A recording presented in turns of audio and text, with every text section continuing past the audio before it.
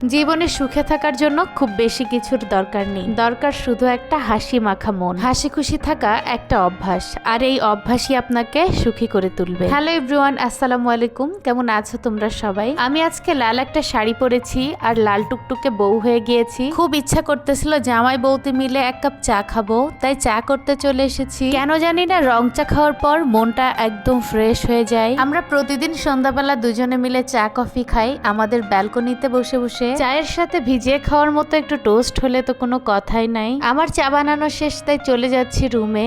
এখন আমরা সবাই মিলে চা খাবো। আমার মেয়ে আরিশা চা খায় না, কারণ চা দেখলে তার নাকি অনেক ভয় লাগে। চা নাকি অনেক আগুন। ছোট্ট এই জীবনটাতে আমরা সবাই চাই সুখী হতে, কিন্তু সুখী কিভাবে হব সেটা আমরা জানি না। সুখ জিনিসটা কখনো বাহিরে খুঁজতে হয় না, সুখ জিনিসটা লুকিয়ে থাকে তোমারই ভিতর। যেখানেই সন্তুষ্টি, আসলে সেখানেই সুখ। সুখী মানুষ মানে এই নয় যে তার জীবনে কোনো দুঃখ নেই।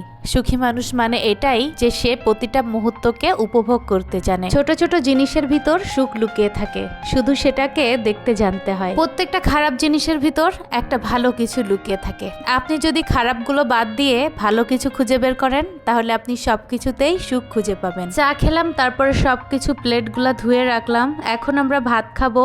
এই যে মাছ চচ্চড়ি করেছিলাম, ছোট ছোট মায়া মাছ আর মসুর ডাল দিয়ে চিংড়ি মাছ রান্না করেছিলাম। আর আমার মেয়ের পছন্দ, সব থেকে পছন্দ এই কোয়েল পাখির মাংস রান্না করেছি। এখন সবকিছু আমি ডাইনিং টেবিলে নিয়ে যাচ্ছি খাওয়ার জন্য। আরিশাকে রুমে ডাকতে গিয়ে দেখি আমার রুমের অবস্থা তোমরাই দেখো।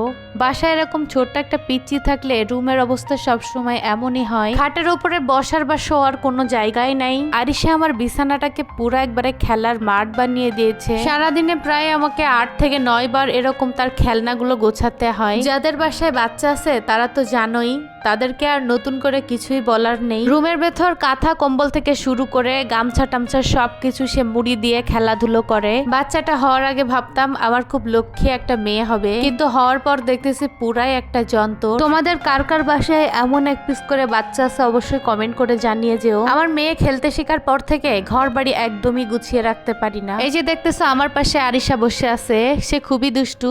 এখনই ভাত নেওয়ার পরপরই সে ভাতটা ছড়ায় এখানে একাকার করে ফেলবে। আরিশা ছোট মাছের চচ্চড়ি খেতে অনেক পছন্দ করে। এদিকে তোমাদের ভাইয়া ডাল দিয়ে ভাত খাচ্ছে বসে বসে। আরিশাকে আমি বেছে বেছে ছোট মাছগুলো দিচ্ছিলাম। ছোট মাছ খেতে আরিশা বেশ পছন্দই করে। আর এটা হলো আমার মায়ের হাতের স্পেশাল একটা আচার, এত বেশি মজা। আমার মেয়ে তো দেখেই আনন্দ শুরু করে দিয়েছে। আজকে আমার বাসায় খুব সাদামাটা একটা আয়োজন, আর খাওয়া দাওয়ার পর তো শুরু হবে আসল খেলা।